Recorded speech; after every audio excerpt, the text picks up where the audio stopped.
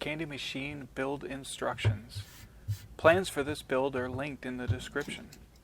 Plans include a template you can print out and use to make sure each piece is in the correct size, and also help make sure the holes are drilled in the right spot. The plans also include step-by-step instructions. If you jump to the video description, you can see the tools needed for this build. These candy machines sell for $50 and up depending on the quality and wood used.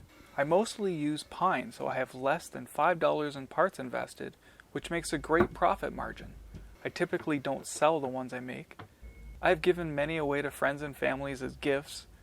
Kids love them. I also donate these to door apples at fundraisers. I add a couple bags of M&Ms and Skittles and wrap it up with cellophane and a bow. This is about a 2-hour build, but a lot of that time is spent sanding and shaping the drawer and also funneling the main hole to allow the candy to slide down a bit easier. I also want to note that this is a great project for somebody without a lot of experience, as it doesn't require any fancy tools. The only electric tool you need is a drill, but I do recommend a sander to speed up the process. I've just completed step 1, cutting the wood. Moving to step 2, this is where the template really helps. You simply line them up, mark the hole with a sharp object, and drill the correct size hole. Tip for these holes is to check for any knots in the wood and try to align your 5 main body blocks in a way that doesn't have you drilling directly through or near a knot, as it could lead to the wood around it tearing out.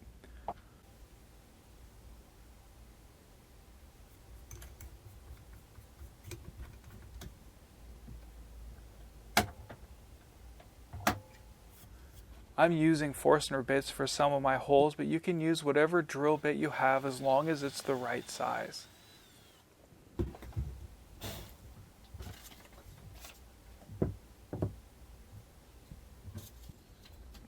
The drawer has a lot of drilling, but it's worth it in the end as it keeps the drawer stop hidden inside the machine, which was my main reason for making this design.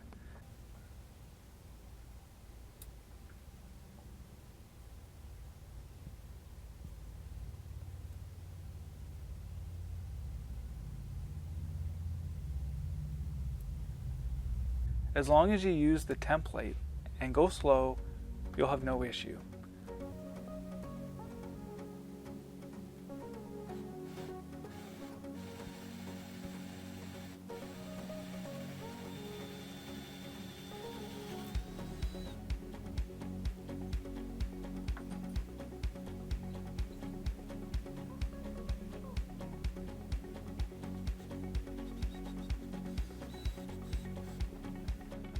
I use a sharp knife to clean out the slider, but a sharp chisel works just as well, probably better.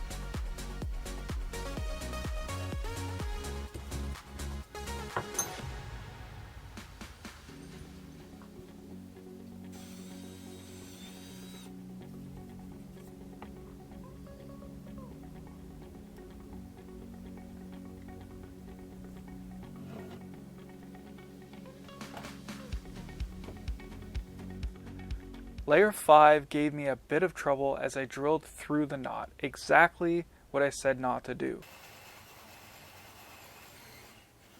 Luckily for me, I only needed half of the cut, so I was able to salvage the piece.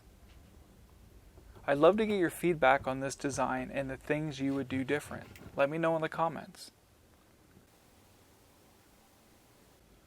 Step 3, the sanding process is slow, but the pine makes it less painful, as it is soft and easy to sand down.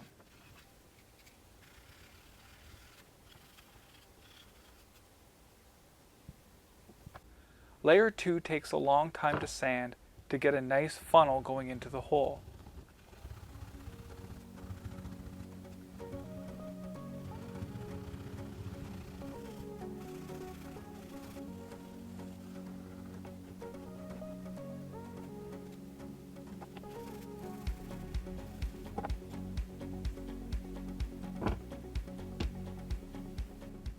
The drawer in layer 3 also needs some extra sanding to create a ramp behind the hole. Don't skip this step, as it keeps the candy from jamming when you pull the drawer open. If you pause at 6 minutes and 13 seconds of this video, you can see that I've created a deep ramp behind the drawer hole to allow the extra candy to ramp back into the machine, preventing candy jams. I make sure the ramp is deeper than the candy that will be dispersed. The rest of the sanding is straightforward. 60 grit, 120 grit, 180 grit, repeat. 60 grit, 120 grit, 180 grit, repeat.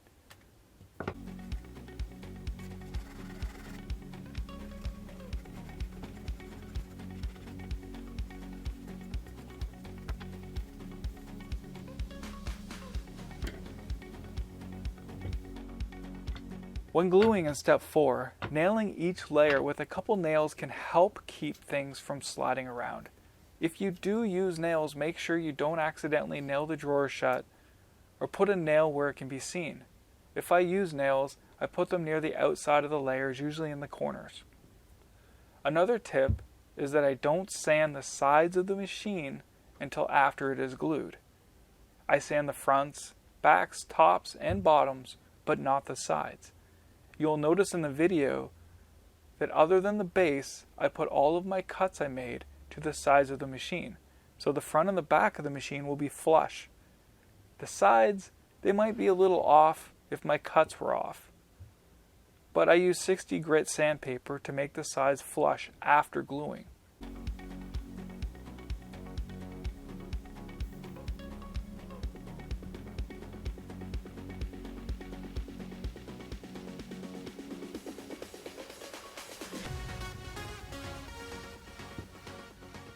Take some time gluing layer 3. Make sure it fits together nice and that the slider moves back and forth with ease. You can always do a little extra sanding if you need to.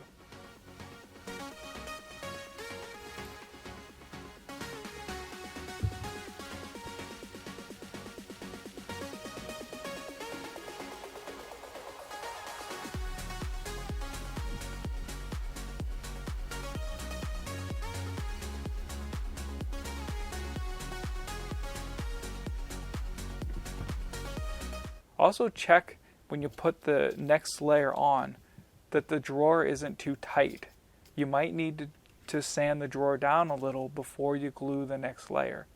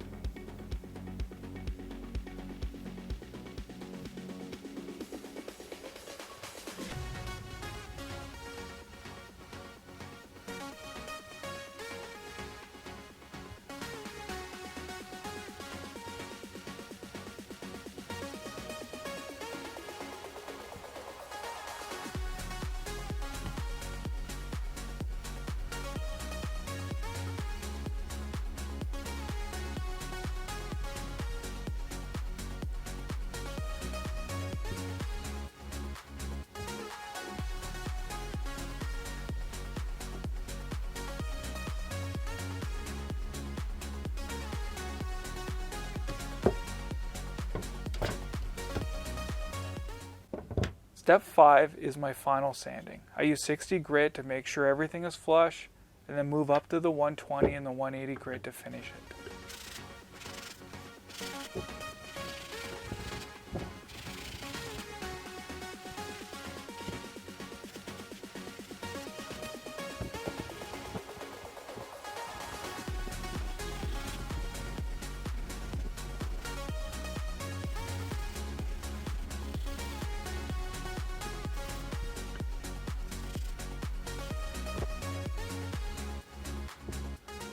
Step 6, I use the same wood glue for the jar rim. It seems to hold the rim well. I used to drill 2 small holes in the rim and nail tiny nails in to hold the rim down, but I find the glue works fine and there's no need for the nails.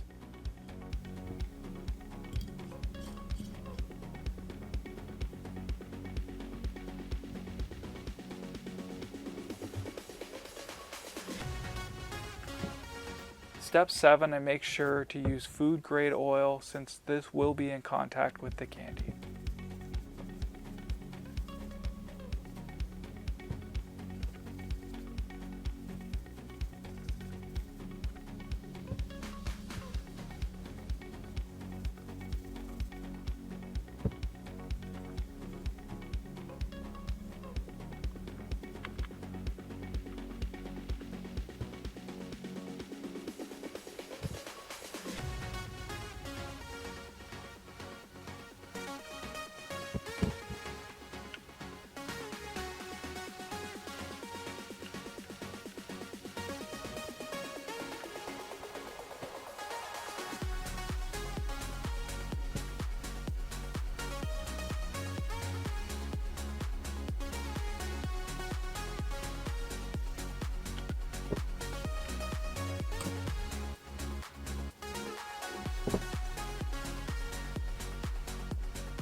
That's it. Hopefully you enjoyed this video, and thanks for watching.